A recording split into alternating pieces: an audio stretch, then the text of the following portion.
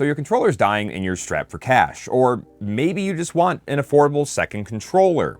Now, there are a ton of options out there on the Chinese market, maybe not the best quality, but let's say you want one that might actually hold up for some period of time.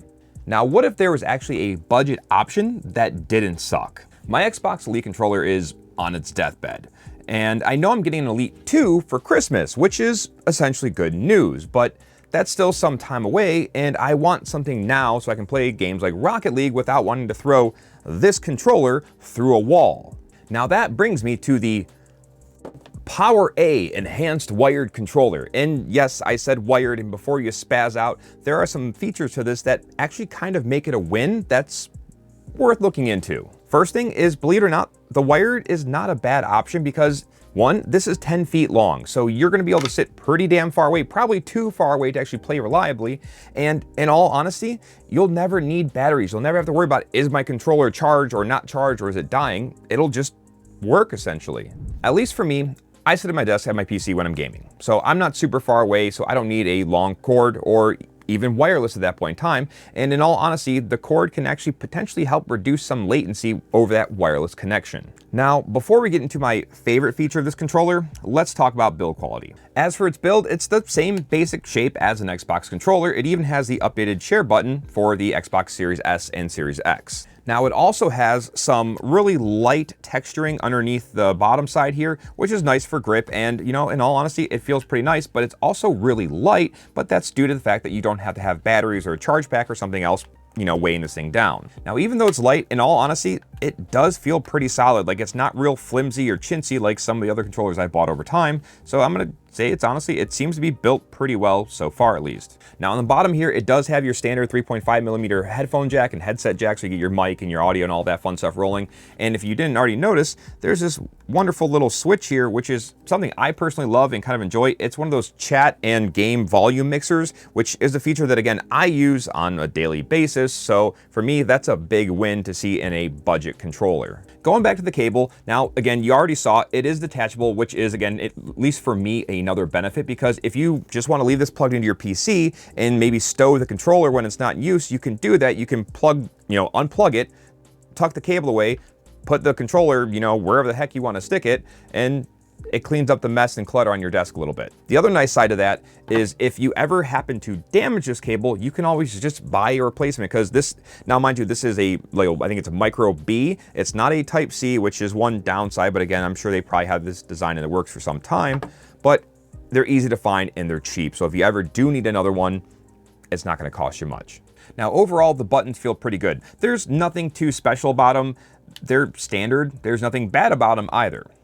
Now, these sticks, on the other hand, though, they kind of have a really, I don't want to say rough in a bad way, but it's a really grippy texture, which is actually nice. So if your hands get a little bit sweaty, it'll bite into your finger, I guess you'd say, and you'll have pretty good grip, because I honestly haven't had any issues as of yet. The only gripe I do really have is this D-pad. Not that it functions bad, but just the super high glossy design. It's just not something I would have went with, and that might get slippery over time, but there's also kind of a solution for this that we'll get into in a few. Now, this brings me to my actual favorite part of the controller, and that's what PowerA calls their advanced gaming buttons, which is probably the dumbest name almost they could have come up with, but the buttons are honestly great. And again, this is a nice feature on a budget controller. And what this is basically you can remap any button to one of these. So if, you can actuate them when you're holding a controller like that. This is something I use a lot in Rocket League, because I'll actually put my rolls here, and that's just a preference. I know everybody else does it differently, but that's what I like to do. Now, the other bright side of this is it's actually really easy to do. All you simply do is hit this middle button up here. That's essentially like your programming button. You'll push and hold that till there's a slow flash on the front side here. So you'll just push it, hold it, wait for your slow flash, and then you pick like your button that you want to map, let's say LB.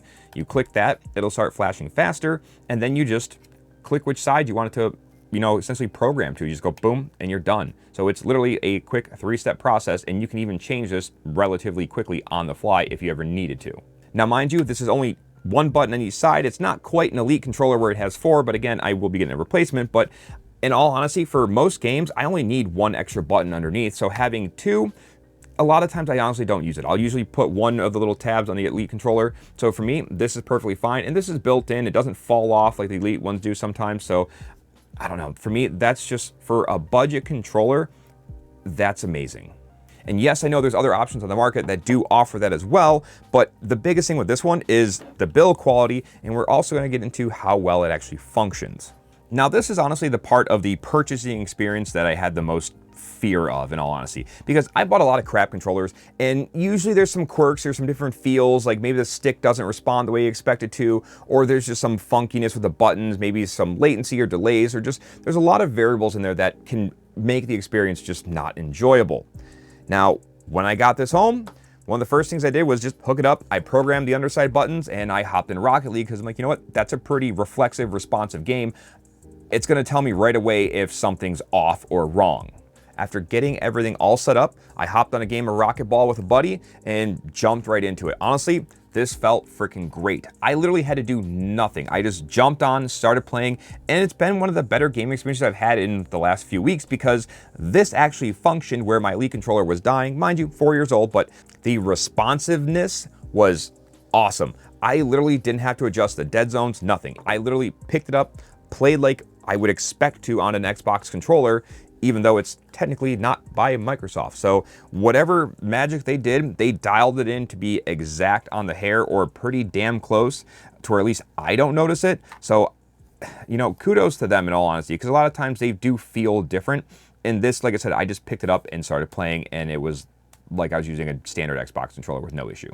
Now, like I said, I did want to kind of round back here to the D-pad. Again, it functions perfectly fine. The actual, the ends of the D-pad are actually raised, which kind of makes actuation pretty decent for just being a standard just D-pad. Now, in regards to the glossy finish, there's 28 different color variations to this damn controller. So if you don't like the all white or just a standard black, they might have something for you. They even have game theme ones like Cuphead, Fallout, Mass Effect, and I think Tina's Wonderland, like all kinds of different games they have themes for. So you're most likely gonna find something that will kind of suit your personal taste and style.